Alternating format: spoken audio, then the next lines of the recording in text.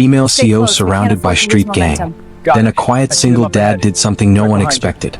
The streets of downtown Chicago were busy at 7 p.m. but not busy enough for what was about to happen. Amanda Harrison walked quickly down Michigan Avenue, her rust-cold business suit, a beacon of professionalism against the darkening urban landscape. As VP of operations for a Fortune 500 tech company. She just left a contentious board meeting where she'd had to defend her department's budget against 3 condescending executives who thought a woman couldn't handle a $200 million operation. She was tired, frustrated, and just wanted to get home. That's when she noticed them 4 young men, early 20s, spreading out across the sidewalk ahead of her. They wore dark hoodies and baseball caps, moving with the casual menace of people who knew the streets belonged to them. Amanda's internal alarm went off immediately.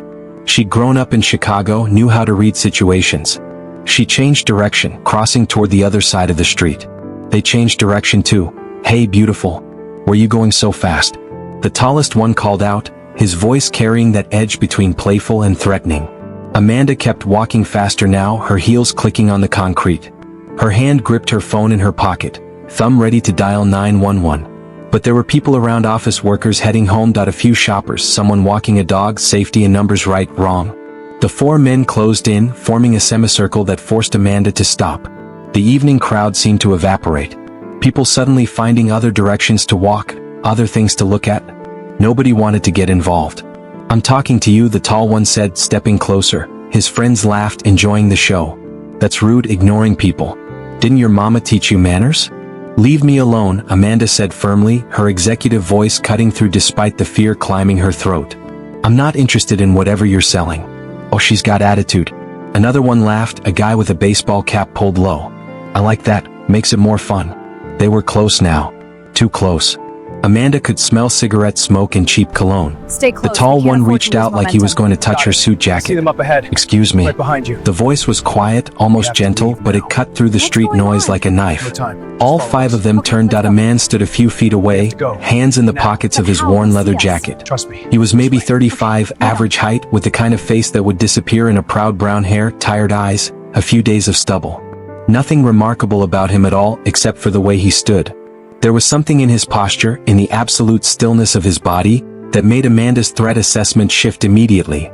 This wasn't a concerned citizen about to get himself hurt trying to be a hero. This was something else entirely. "Walk away," the quiet man said.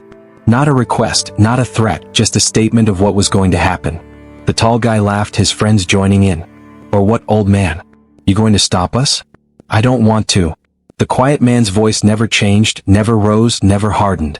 "I just want to pick up my daughter from her piano lesson in 20 minutes.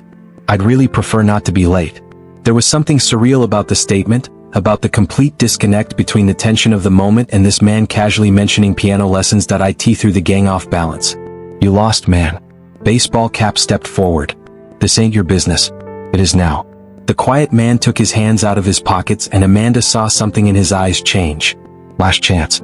Walk away. Nobody gets hurt. Nobody calls the police. Nobody's mother gets a phone call about hospital bills." The tall leader's face darkened. "You threatening us?" "No." The quiet man's voice was still soft.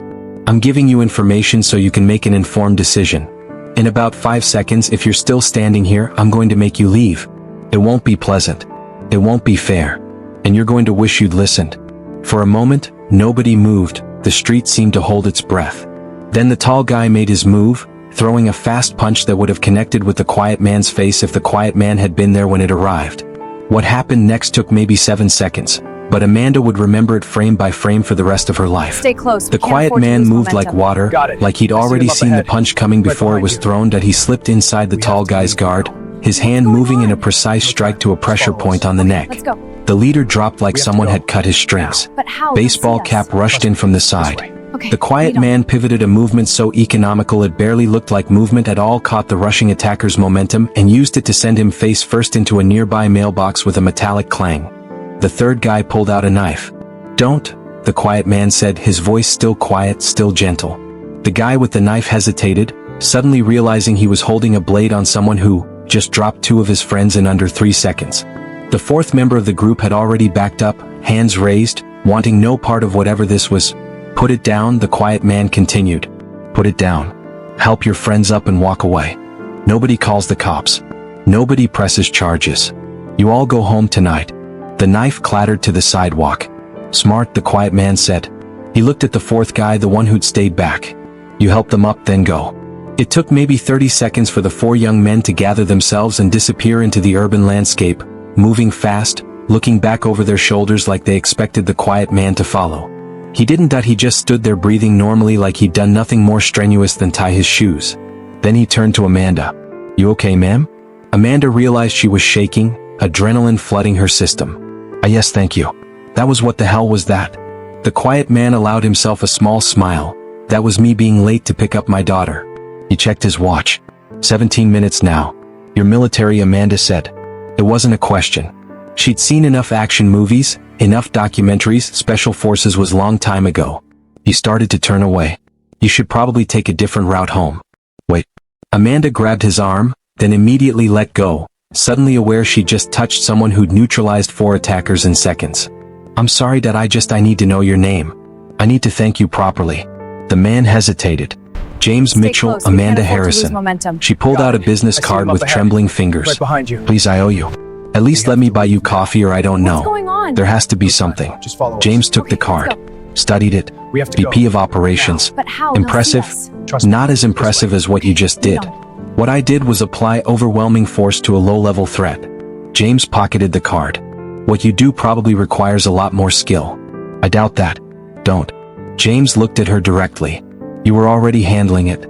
Your body language, your voice, the way you positioned yourself near the street light where cameras could see. You know more than you think. You would have been fine. I would have been mugged. I would have been mugged, or worse maybe, but you would have survived, and you would have pressed charges and identified them and made their lives difficult.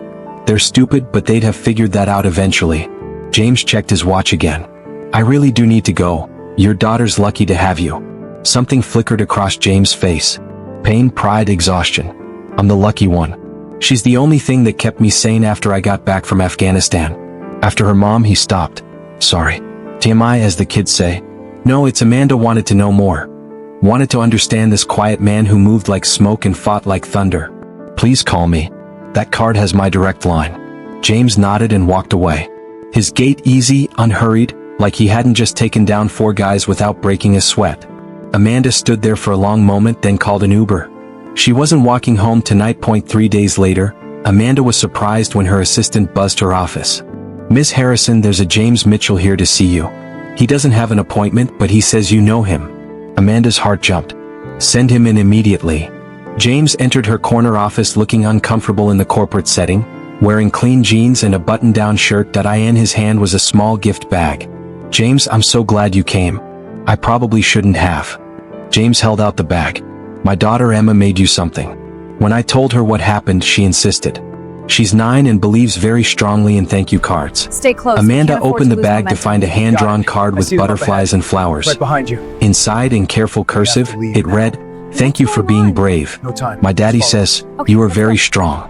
Love, Emma Mitchell." Now. Amanda felt tears sting her eyes. This way. This is the sweetest thing anyone's ever given me. She's a good kid. James's voice was soft with pride. Better than I deserve. I doubt that. Amanda set the card carefully on her desk. James, I've been thinking about what you said about me handling the situation. But the truth is, I was terrified. I've spent my whole career fighting men in suits who underestimate me, but street violence, that's different. Shouldn't be, James said. Same principles. Assess the threat. Don't show fear. Find allies. Create an exit strategy.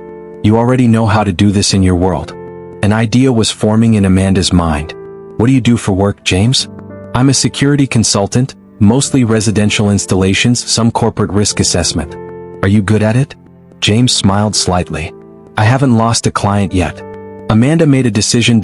My company is expanding into 3 new international markets: Sao Paulo, Lagos, and Mumbai. All high-risk cities for American executives.